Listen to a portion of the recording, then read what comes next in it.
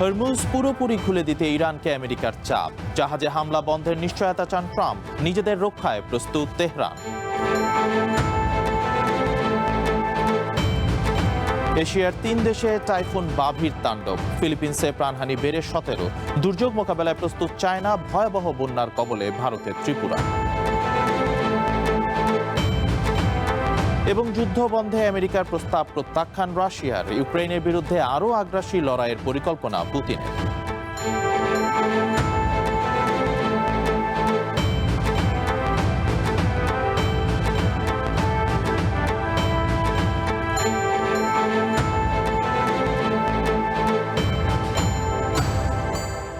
স্বাগত আন্তর্জাতিক বুলেটিনে। আমি রাকিব আহমেদ তমাল। শুনছিলেন শিরোনাম, এবার জানাবো বিস্তারিত। ইরানের সাথে আলোচনা চালিয়ে গেলেও যুদ্ধবিরতি শেষ বলে জানিয়েছেন ডোনাল্ড ট্রাম্প। হুমকি প্রত্যাহার ও হরমুজ প্রণালী পুরোপুরি খুলে দিয়ে প্রকাশ্য বিবৃতি দিতেও তেহরানের উপর চাপ বাড়াচ্ছে ওয়াশিংটন। যদিও পাল্টা হুঁশিয়ারিতে ইরান জানিয়েছে নিজেদের প্রতিরক্ষায় পুরোপুরি প্রস্তুত রয়েছে তারা। এর মধ্যে আমেরিকার গণমাধ্যম CNN জানিয়েছে নিজেদের পরমাণু স্থাপনা পুনরুদ্ধারের কাজ শুরু করেছে ইরান। হরমুজ প্রণালী খোলার প্রকাশ্য বিবৃতি দিতে ইরানের ওপর চাপ বাড়াচ্ছে আমেরিকা। যে কোনো দেশের জন্য প্রণালীটি খোলা এবং যাতায়াতের জন্য কোনো শুল্ক দিতে হবে না, এমন বিবৃতি আর প্রতিশ্রুতি চাচ্ছে ওয়াশিংটন। তা না হলে কঠোর পদক্ষেপের হুঁশিয়ারি দিয়ে রেখেছে ট্রাম্প প্রশাসন। গত জুনে 60 দিনের যুদ্ধবিরতির সমঝোতা স্মারক সই করে দুই দেশ। এরপর কয়েক দফা সংঘাত শেষে চলতি সপ্তাহেই ইরান জুড়ে ব্যাপক হামলা চালায় সেন্ট্রাল কমান্ড। জবাবে উপসাগরীয় দেশগুলোতে পাল্টা আক্রমণ চালায় IRGC। একে অপরের বিরুদ্ধে যুদ্ধবিরতি চুক্তি লঙ্ঘনের অভিযোগ এনেছে দুই পক্ষই। এদিকে আমেরিকার হামলার পর প্রেসিডেন্ট ট্রাম্প দাবি করেন সমঝোতার জন্য অনুরোধ করেছে ইরান। হরমুজে জাহাজে হামলা চালানোর ভুল তেহরান স্বীকার করেছে বলেও দাবি করেন তিনি। তবে আলোচনা চালিয়ে যেতে সম্মত হলেও যুদ্ধবিরতি শেষ বলে জানান ট্রাম্প। দেশটির উপর নতুন করে নিষেধাজ্ঞার ঘোষণাও দিয়েছে তার প্রশাসন। ট্রাম্পের এমন দাবি নাকচ করে পাল্টা হুঁশিয়ারি দিয়েছে তেহরান। পার্লামেন্ট স্পিকার ও সমঝোতাকারী দলের শীর্ষ নেতা বাঘের কালিবাফ জানান কখনোই আত্মসমর্পণ করবে না ইরান। যুদ্ধবিরতির শর্ত থেকে ওয়াশিংটন পিছু হটলে প্রতিরক্ষায় তেহরান পুরোপুরি প্রস্তুত রয়েছে বলে সতর্ক করেন তিনি। নিষেধাজ্ঞা ও হামলার মাধ্যমে আমেরিকা যুদ্ধবিরতি চুক্তি লঙ্ঘন করেছে জানিয়ে দেশটির তীব্র সমালোচনা করেছেন ইরানের পররাষ্ট্রমন্ত্রী আব্বাস আরাগচি। তবে পাল্টাপাল্টি সংঘাতের মধ্যেও কূটনীতির পথ খোলা রেখেছে দুই পক্ষই। সমঝোতা আলোচনায় তেহরানে গিয়েছেন কাতারের মধ্যস্থতাকারী দলের সদস্যরা। এদিকে CNN এক প্রতিবেদনে জানিয়েছে আমেরিকা ইসরায়েলের হামলায় ক্ষতিগ্রস্ত পরমাণু স্থাপনা পুনরুদ্ধারের কাজ শুরু করেছে ইরান। চাপা পড়া পরমাণু বোমা তৈরির উপাদান বের করে আনতে তৎপরতা চলছে বলে উঠে এসেছে প্রতিবেদনে। এরপরই ওয়াল স্ট্রিট জার্নাল এক প্রতিবেদনে জানায় ইরানের সাথে পারমাণবিক চুক্তি নিয়ে আশাবাদী নয় আমেরিকা। তাই ভূগর্ভে চাপা পড়া ইরানের সমৃদ্ধ ইউরেনিয়াম নিয়ে ওয়াশিংটনের বিকল্প সামরিক পরিকল্পনাও প্রস্তুত রয়েছে বলে জানাচ্ছে গণমাধ্যমটি। Marjia Upoma, one international desk. America নতুন করে হামলা শুরুর পর উপসাগরীয় দেশগুলোর সাথে উত্তেজনা বেড়েছে ইরানের। এর মধ্যেই শুক্রবার আরব আমিরাতে সামরিক সরঞ্জাম, স্যাটেলাইটের মতো সামগ্রী রপ্তানিতে বিধিনিষেধ শিথিল করেছে ওয়াশিংটন। এর জেরে যুদ্ধের জন্য আবুধাবিকেও জবাবদিহিতায় আনার হুঁশিয়ারি দিয়েছে তেহরান। এদিকে উত্তেজনার মধ্যেই সৌদি যুবরাজের সাথে ফোন আলাপ করেছেন আমেরিকার প্রেসিডেন্ট। আরব আমিরাতে বেসামরিক সামরিক পণ্য ও প্রযুক্তি রপ্তানি আরও সহজ করার ঘোষণা দিয়েছে আমেরিকা। এর ফলে ওয়াশিংটন থেকে AI চিপস, সামরিক সরঞ্জাম, বেসামরিক স্যাটেলাইট, মহাকাশযানের মতো সামগ্রী আমদানি আরও সহজলভ্য হয়ে উঠল আবুধাবির জন্য। রয়টার্স বলছে মধ্যপ্রাচ্যে চলমান সংঘাতে ওয়াশিংটনের কাছে আবুধাবির গুরুত্বপূর্ণ কৌশলগত অবস্থানই ফুটে উঠেছে এই নীতিতে। এমন এক সময়ে এই ঘোষণা এসেছে যখন যুদ্ধে আমিরাতের অবস্থান ঘিরে ইরানের সাথে উত্তেজনা বাড়ছে। তেহরানে হামলার জন্য ইসরায়েল ও আমেরিকা আবুধাবির ভূখণ্ড ও আকাশসীমা ব্যবহার করছে বলে অভিযোগ রয়েছে। এছাড়া চলমান সংঘাতে আরব আমিরাত প্রথমবারের মতো সরাসরি ইরানের বিভিন্ন লক্ষ্যবস্তুতে হামলা চালিয়েছে বলে জানাচ্ছে পশ্চিমা গণমাধ্যমগুলো। এদিকে চলতি সপ্তাহে ইরানে নতুন করে হামলা চালায় আমেরিকা। তবে গত বৃহস্পতিবার ইরানের একাধিক স্থানে বিস্ফোরণ হলেও হামলার কথা অস্বীকার করে ওয়াশিংটন। বারবার হামলার জন্য প্রস্তুত থাকার হুঁশিয়ারি দিলেও গত জুনের পর তেহরানে সরাসরি হামলা চালায়নি ইসরায়েল। ফলে বৃহস্পতিবারের আক্রমণে আমেরিকা ইসরায়েল ছাড়াও উপসাগরীয় তৃতীয় কোনো দেশের যুক্ত থাকার জোরালো গুঞ্জন উঠেছে। এসব ঘটনা ঘিরে সরাসরি দায় না দিলেও শুক্রবার আমিরাতের বিরুদ্ধে একের পর এক হুঁশিয়ারি দিয়েছেন ইরানের শীর্ষ নেতারা। আমেরিকাকে সহায়তা করায় আমিরাতকে কড়া মূল্য চোকাতে হবে বলে সতর্ক করেছেন দেশটির পার্লামেন্টের ন্যাশনাল সিকিউরিটি কমিটির সদস্য ও আইআরজিসির সাবেক কমান্ডার ইসমাইল কৌসুরি। আরব আমিরাতকে জবাবদিহিতার আওতায় আনার হুঁশিয়ারি দিয়েছেন ইরানের উপপররাষ্ট্রমন্ত্রী কাজেম গারিবাবাদি। ইরানের বিরুদ্ধে আগ্রাসনের উপহার হিসেবেই আমেরিকার কাছ থেকে আমিরাত বাণিজ্য সুবিধা পাচ্ছে বলে দাবি করেন তিনি। উপসাগরীয় দেশগুলোর সাথে বেড়ে চলা উত্তেজনার মধ্যে সৌদি আরবের ক্রাউন প্রিন্স মোহাম্মদ বিন সালমানের সাথে ফোন আলাপ করেছেন আমেরিকার প্রেসিডেন্ট ডোনাল্ড ট্রাম্প। দ্বিপক্ষীয় সম্পর্ক সহ মধ্যপ্রাচ্যের চলমান অস্থিতিশীলতা নিয়ে কথা বলেন দুই নেতা। যদিও সাম্প্রতিক বিভিন্ন প্রতিবেদনে দাবি করা হচ্ছে ইরান যুদ্ধ ঘিরে শীতলতা চলছে রিয়াদ ও ওয়াশিংটন সম্পর্কে। Marjia Upoma, one international desk. হত্যার চেষ্টা হলে ইরানের উপর 1000 মিসাইল হামলা চালানো হবে বলে হুঁশিয়ারি দিয়েছেন প্রেসিডেন্ট ডোনাল্ড ট্রাম্প। সম্প্রতি ইসরায়েলি গোয়েন্দারা জানান ট্রাম্পকে হত্যার চেষ্টা করতে পারে ইরান। এর জেরে আগেভাগেই আমেরিকার বাহিনীকে সব ধরনের নির্দেশনা দেওয়া রয়েছে বলে জানান এই নেতা। বলেন তেহরানকে লক্ষ্য করে 1000 মিসাইল প্রস্তুত রয়েছে। দেশটিকে ধ্বংস করা ও পুরোপুরি মুছে ফেলারও হুমকিও দেন তিনি।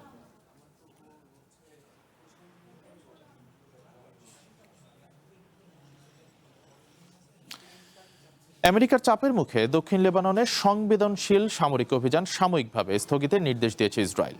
বিভিন্ন আন্তর্জাতিক গণমাধ্যমে এমন তথ্য প্রকাশিত হয়েছে। প্রতিবেদনে বলা হয়, আগামী সপ্তাহে ইতালির রাজধানী রোমে লেবানন ও ইসরায়েলের মধ্যে নতুন দফার আলোচনা হবার কথা রয়েছে। সেই বৈঠককে সামনে রেখেই এই সিদ্ধান্ত নেওয়া হয়েছে। এছাড়া কূটনৈতিক আলোচনার অংশ হিসেবে দক্ষিণ লেবাননের কয়েকটি পরীক্ষামূলক এলাকা থেকে ইসরায়েলি সেনা প্রত্যাহারও শুরু হতে পারে বলে জানা গেছে। তবে কোন ধরনের সামরিক অভিযান স্থগিত করা হয়েছে বা কোন কোন এলাকা থেকে সেনা প্রত্যাহার করা হবে এ বিষয়ে বিস্তারিত কিছু জানানো হয়নি।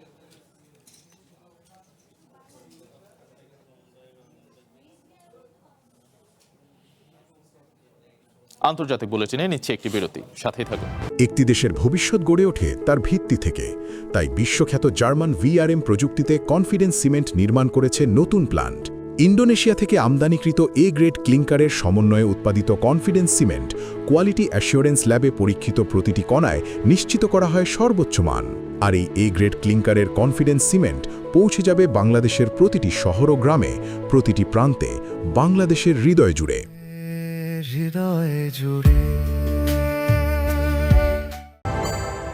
আবারও স্বাগত আন্তর্জাতিক বুলেটিনে। গেল কয়েক দশকের মধ্যে অন্যতম শক্তিশালী টাইফুন বাভির তাণ্ডব মোকাবেলায় প্রস্তুতি নিচ্ছে পূর্ব এশিয়ার 3 দেশ, তাইওয়ান, জাপান ও চায়না। এরই মধ্যে তাইওয়ানে ব্যাপক ক্ষয়ক্ষতি আর ফিলিপিন্সে 17 জনের প্রাণহানির পর আঘাত এনেছে জাপানে। বৈরী আবহাওয়ার জেরে দেশগুলোতে বাতিল করা হয়েছে হাজারো ফ্লাইট, বন্ধ শিক্ষা প্রতিষ্ঠানও। এরই মধ্যে চায়নার দক্ষিণ পূর্ব স্থলভাগে আজই আঘাত আনতে যাচ্ছে ভয়াবহ এই টাইফুন। পূর্ব এশিয়া জুড়ে তাণ্ডব চালাচ্ছে শক্তিশালী টাইফুন বাভি। বেশ কয়েকটি দেশে ভারী বৃষ্টিপাত, ঝোড়ো হাওয়া এবং বন্যার তীব্র শঙ্কা তৈরি করেছে। শনিবার প্রবল বৃষ্টি এবং ঘন্টায় 144 কিলোমিটার গতিবেগে জাপানের দক্ষিণাঞ্চলীয় সাকিশিমা দ্বীপপুঞ্জে আঘাত হানে টাইফুন বাভি।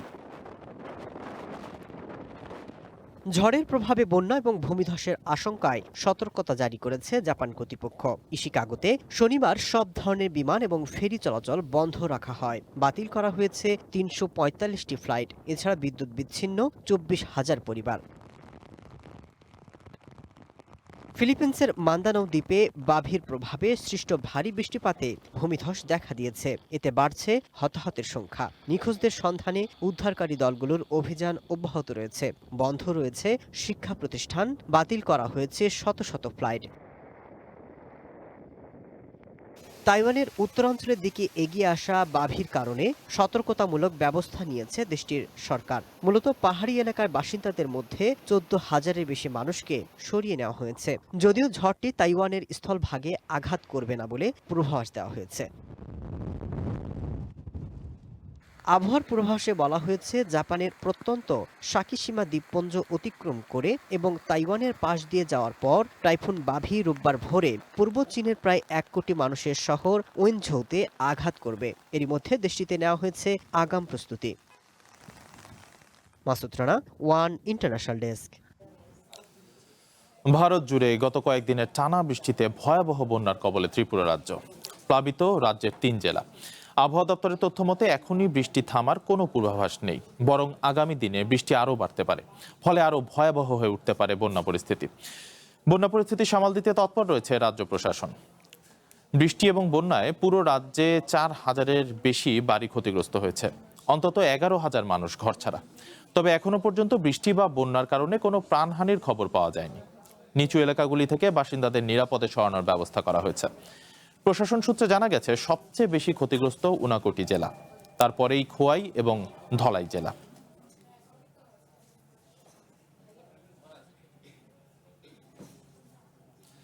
আমেরিকার লস অ্যাঞ্জেলেসে দ্রুত গতিতে ছড়িয়ে পড়ছে দাবানল। শুক্রবার পর্যন্ত আগুনে পুড়ে গেছে 1300 একর জমি। দাবানল ছড়িয়ে পড়েছে অ্যাঞ্জেলেস ন্যাশনাল ফরেস্টও। পরিস্থিতি নিয়ন্ত্রণে বাড়তি দমকল কর্মী মোতায়েন করেছে স্থানীয় প্রশাসন। আশেপাশের এলাকাগুলো থেকে সরিয়ে নেওয়া হচ্ছে বাসিন্দাদের। আগুনের কারণে গুরুত্বপূর্ণ কিছু অবকাঠামো পুড়ে যাওয়ার সতর্কতা জারি করেছে অঞ্চলটির কর্তৃপক্ষ।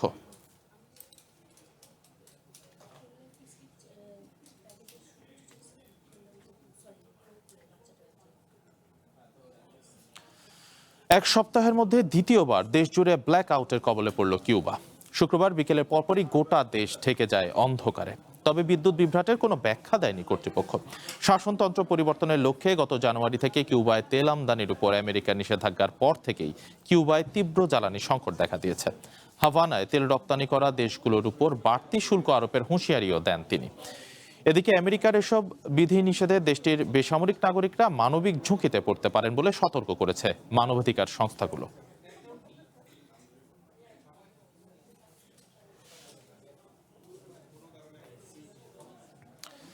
ট্রাম্পের চাপের পরও ইউক্রেনের সাথে সমঝোতার প্রস্তাব প্রত্যাখ্যান করেছেন রুশ প্রেসিডেন্ট।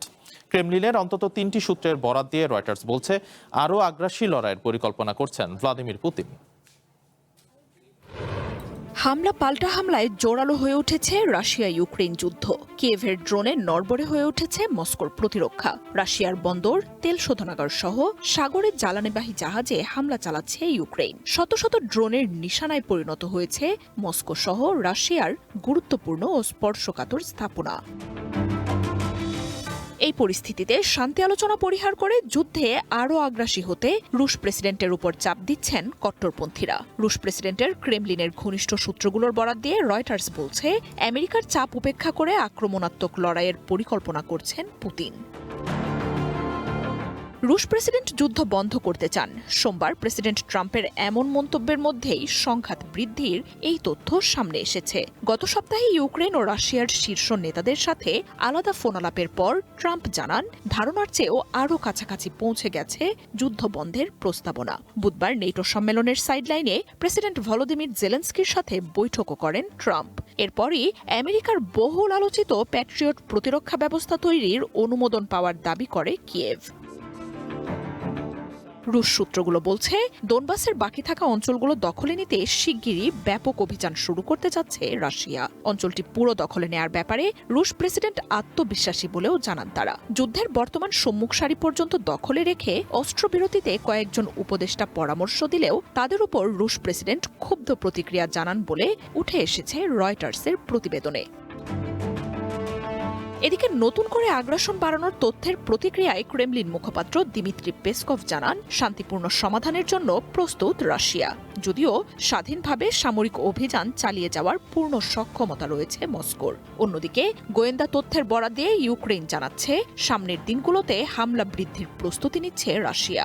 ইউক্রেন ছাড়াও ইউরোপের অন্য আরেকটি দেশেও রুশ হামলার সম্ভাবনা রয়েছে বলে দাবি কিয়েভের। Marzia Upoma, one international desk. Rocket booster পুনরুদ্ধারে আমেরিকার পর এবার দ্বিতীয় দেশের তালিকায় নাম লেখালো চায়না। সাগরে স্থাপিত প্ল্যাটফর্মে লাগানো জালের মাধ্যমে রকেটের বুস্টার উদ্ধারের সফল পরীক্ষা চালিয়েছে দেশটি, যাকে দেশটির পুনর্ব্যবহারযোগ্য মহাকাশ প্রযুক্তি উন্নয়নে একটি গুরুত্বপূর্ণ অগ্রগতি হিসেবে দেখা হচ্ছে। এই সাফল্যের পর চায়নার মহাকাশ খাত সংশ্লিষ্ট প্রতিষ্ঠানের শেয়ারের দামও বেড়েছে। পুনরায় ব্যবহারযোগ্য রকেট প্রযুক্তিতে আমেরিকার আধিপত্য ভাঙতে এবার সফলভাবে রকেট বুস্টার পুনরুদ্ধার করেছে চায়না। শুক্রবার দেশটির দক্ষিণাঞ্চলের হাইনান বাণিজ্যিক মহাকাশ উৎক্ষেপণ কেন্দ্র থেকে লং মার্চ 10B রকেট উৎক্ষেপণ করা হয়, যার প্রায় 6 মিনিট পর বুস্টারটি মূল রকেট থেকে বিচ্ছিন্ন হয়ে নিয়ন্ত্রিতভাবে সাগরের প্ল্যাটফর্মে ফিরে আসে এবং জালের সাহায্যে সেটি উদ্ধার করা হয়। রকেটের বুস্টার পুনঃব্যবহারযোগ্য প্রযুক্তি আসার আগে জ্বালানি শেষ হওয়ার পর এগুলোকে মহাকাশের মূল যান থেকে বিচ্ছিন্ন করে দেওয়া হতো। একবার ব্যবহারের পরই সম্পূর্ণ ধ্বংস বা পরিত্যক্ত হয়ে যেত। আমেরিকা সর্বপ্রথম 1981 সালে রকেট বুস্টার পুনরুদ্ধার করতে সক্ষম হয়। এবার সেই তালিকাতে যুক্ত হলো চায়না। প্রায় এক দশক ধরে পুনরায় ব্যবহারযোগ্য রকেট প্রযুক্তির উন্নয়নে কাজ করছে বেইজিং। বিশেষজ্ঞরা বলছেন, পুনরায় ব্যবহারযোগ্য রকেটের এর সফল প্রযুক্তি চায়নার বাণিজ্যিক স্যাটেলাইট নেটওয়ার্ক উৎক্ষেপণ খরচ অনেক কমিয়ে আনবে। এই সাফল্যের খবর ছড়িয়ে পড়ার পর চায়নার অ্যারোস্পেস বা মহাকাশ প্রযুক্তি খাতের বিভিন্ন কোম্পানির শেয়ার দাম ঊর্ধ্বমুখী। রকেটের এই সফল পরীক্ষা দেশটির সাশ্রয়ী বাণিজ্যিক মহাকাশ অভিযান এবং 2030 সালের মধ্যে মানববাহী চন্দ্র অভিযান পরিকল্পনায় বড় ভূমিকা রাখবে বলে জানিয়েছে Beijing. Masud Rana, one international desk. আন্তর্জাতিক বুলেটিনে আরেকটি বিরতি নিচ্ছি, সাথেই থাকুন। একটি দেশের ভবিষ্যৎ গড়ে ওঠে তার ভিত্তি থেকে, তাই বিশ্বখ্যাত জার্মান VRM প্রযুক্তিতে কনফিডেন্স সিমেন্ট নির্মাণ করেছে নতুন প্ল্যান্ট। ইন্দোনেশিয়া থেকে আমদানিকৃত এ গ্রেড ক্লিংকারের সমন্বয়ে উৎপাদিত কনফিডেন্স সিমেন্ট কোয়ালিটি অ্যাসিওরেন্স ল্যাবে পরীক্ষিত প্রতিটি কণায় নিশ্চিত করা হয় সর্বোচ্চ মান। আর এই এ গ্রেড ক্লিংকারের কনফিডেন্স সিমেন্ট পৌঁছে যাবে বাংলাদেশের প্রতিটি শহর ও গ্রামে, প্রতিটি প্রান্তে, বাংলাদেশের হৃদয় জুড়ে।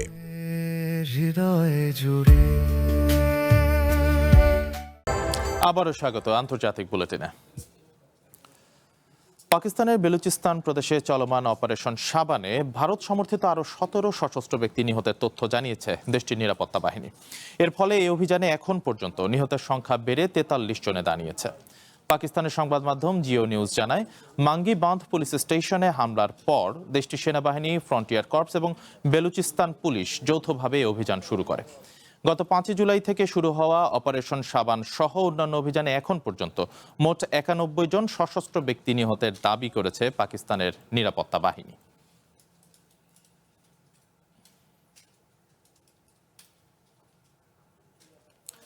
আবারও পেট্রোল ও হাই স্পিড ডিজেলের দাম বাড়িয়েছে পাকিস্তানের কেন্দ্রীয় সরকার। আন্তর্জাতিক বাজারে তেলের দামের অস্থিরতার প্রেক্ষাপটে পেট্রোল ও ডিজেলের দাম প্রতি লিটারে 13 রুপির কিছু বেশি বাড়ানো হয়।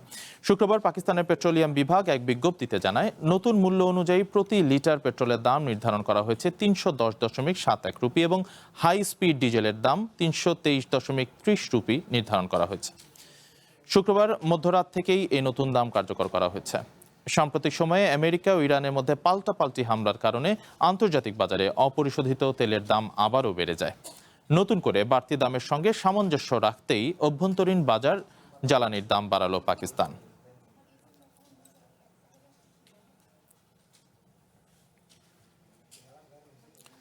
বঙ্গোপসাগর ও ভারত মহাসাগরের সুরক্ষায় নতুন রণতরী যুক্ত করেছে ভারত। শনিবার দেশটির প্রতিরক্ষা মন্ত্রী রাজনাথ সিং ভারতীয় নৌবহরে আনুষ্ঠানিকভাবে যুদ্ধজাহাজটি যুক্ত করেন। জলপথের নতুন যুদ্ধজাহাজের মাধ্যমে নিজেদের শক্তি বৃদ্ধির বার্তা দিল ভারত। শনিবার দেশটির নৌবহরে যুক্ত হয়েছে স্টেলথ ফ্রিগেট INS মহেন্দ্রগিরি। শনিবার ভারতীয় বাহিনীর পূর্বাঞ্চলীয় কমান্ডের সদর দপ্তরে বিশেষ কর্মসূচিতে যুদ্ধজাহাজটি আনুষ্ঠানিকভাবে মোতায়েন করা হয়। আয়োজনে প্রতিরক্ষামন্ত্রী রাজনাথ সিং বলেন, অত্যাধুনিক ও দেশীয় প্রযুক্তিতে তৈরি ষষ্ঠ প্রজন্মের এই যুদ্ধজাহাজ শত্রু দমনে ভারতের নৌবাহিনীর অন্যতম শক্তি হতে চলেছে। भारत की समुद्री शक्ति के सबसे स्ट्रांग पिलर्स में से एक है। INS মহেন্দ্রগিরি ভারতীয় নৌবাহিনীর ষষ্ঠ প্রজন্মের স্টেলথ ফ্রিগেট। মূলত ব্রাহ্মস ক্ষেপণাস্ত্র বহনের সক্ষম এই যুদ্ধজাহাজ তৈরি হয়েছে প্রজেক্ট 17 আলফা কর্মসূচির মাধ্যমে। ভারতীয় সামরিক বিশেষজ্ঞদের দাবি, স্টেলথ প্রযুক্তির অত্যাধুনিক যুদ্ধজাহাজ মহেন্দ্রগিরি খুব সহজেই শত্রুপক্ষের নজরদারি রেডার ফাঁকি দিতে সক্ষম। এতে রয়েছে অত্যাধুনিক অস্ত্র, সেন্সর ও ইলেকট্রনিক যুদ্ধ সংক্রান্ত ব্যবস্থা। সাবমেরিন শনাক্ত ও ধ্বংসেও যুদ্ধজাহাজটি বিশেষভাবে কার্যকর বলে জানিয়েছে নয়াদিল্লি। ব্রাহ্মস ভূমি থেকে ভূমি ও ভূমি থেকে আকাশ ক্ষেপণাস্ত্র ব্যবস্থায় যুদ্ধবিমান মোকাবিলায়ও দক্ষ এই যুদ্ধজাহাজ। সমুদ্রে ৫,৫০০ নটিক্যাল মাইল জুড়ে এর অপারেশনাল রেঞ্জ। এর আগে গত এপ্রিলে আরব সাগর এবং বঙ্গোপসাগরে ষষ্ঠ প্রজন্মের আইএনএস মহেন্দ্রগিরি যুদ্ধজাহাজের সফল পরীক্ষা চালায় ভারত। জুলাইয়ে তা আনুষ্ঠানিকভাবে বহরে যুক্ত হল। এদিকে স্টেলথ ফ্রিগেটের পাশাপাশি ২০২৭ সালের মধ্যে বাহিনীতে ২০০-র বেশি সাবমেরিন ও যুদ্ধজাহাজ যুক্ত করার ঘোষণা দিয়েছে ভারত। দেশটির কলকাতা, মুম্বাই, কোচি সহ বিভিন্ন অঞ্চলে দেশীয় প্রযুক্তিতে তৈরি হচ্ছে এসব জাহাজ। Marjia Upoma, one international desk. একটি দেশের ভবিষ্যৎ গড়ে ওঠে তার ভিত্তি থেকে, তাই বিশ্বখ্যাত জার্মান ভিআরএম প্রযুক্তিতে কনফিডেন্স সিমেন্ট নির্মাণ করেছে নতুন প্ল্যান্ট। ইন্দোনেশিয়া থেকে আমদানিকৃত এ গ্রেড ক্লিংকারের সমন্বয়ে উৎপাদিত কনফিডেন্স সিমেন্ট কোয়ালিটি অ্যাসিওরেন্স ল্যাবে পরীক্ষিত প্রতিটি কণায় নিশ্চিত করা হয় সর্বোচ্চ মান। আর এই এ গ্রেড ক্লিংকারের কনফিডেন্স সিমেন্ট পৌঁছে যাবে বাংলাদেশের প্রতিটি শহর ও গ্রামে, প্রতিটি প্রান্তে, বাংলাদেশের হৃদয় জুড়ে।